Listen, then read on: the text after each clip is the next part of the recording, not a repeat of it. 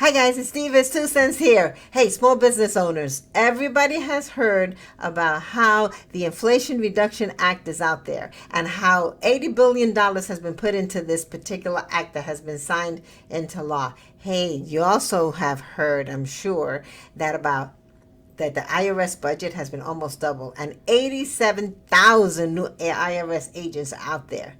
Guess what? They're not going to be out there doing anything. So let me tell you, for small business owners, please take a listen.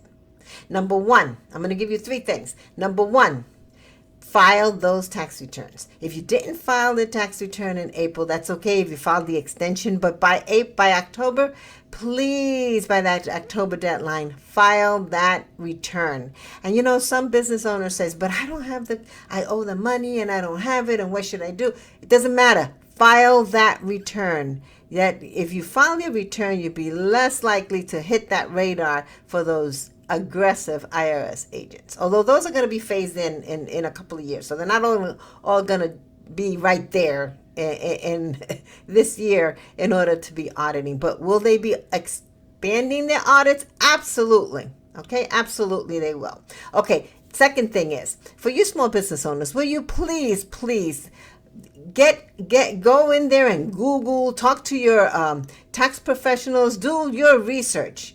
There is a huge difference between an employee and an independent contractor. And if for those that have independent contractors, I urge you, file those 1099s. It's important.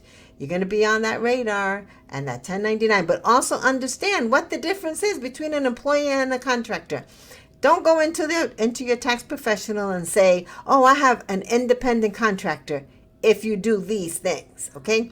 You tell them where to go, what time to come in, you got their schedule, you give them instruction, they got their standard operating procedure. You even tell them when to have lunch. They use your tools, they use your place of business.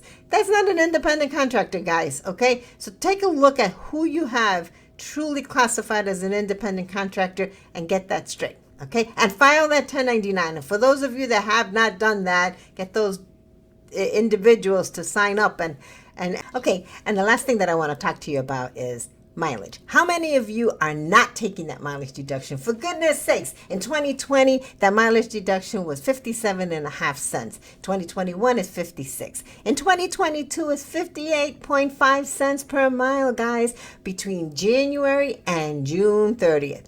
Did you know that effective July 1st of this year through December, it's 62.5 cents per mile? That's huge. Take it in perspective. My goodness, you can have a tax deduction of about, depending upon how many miles you drive, but you can have a tax deduction of $15, $20, $30 a working day. For goodness sakes, take that mileage deduction. Do not inflate it. Do not do one of these when your tax preparer asks you for your mileage log. How many miles did you drive this year? And you go, well, you know what? That mileage log is not on that ceiling. It's not listed on those tiles. So for goodness sakes, most of you business owners have a smartphone. Download an app. I don't know, MileIQ. There are plenty of apps out there that'll do this for you for free. Capture those business miles, separate them from your personal miles, and take that tax deduction, okay? So, 3 little things that I discussed with you today, and that, my friend, is Diva's 2 cents. Take care. Please, if you like my videos, can you please subscribe right here or like them so that we can share this information more with the public? Thanks a lot. Take care.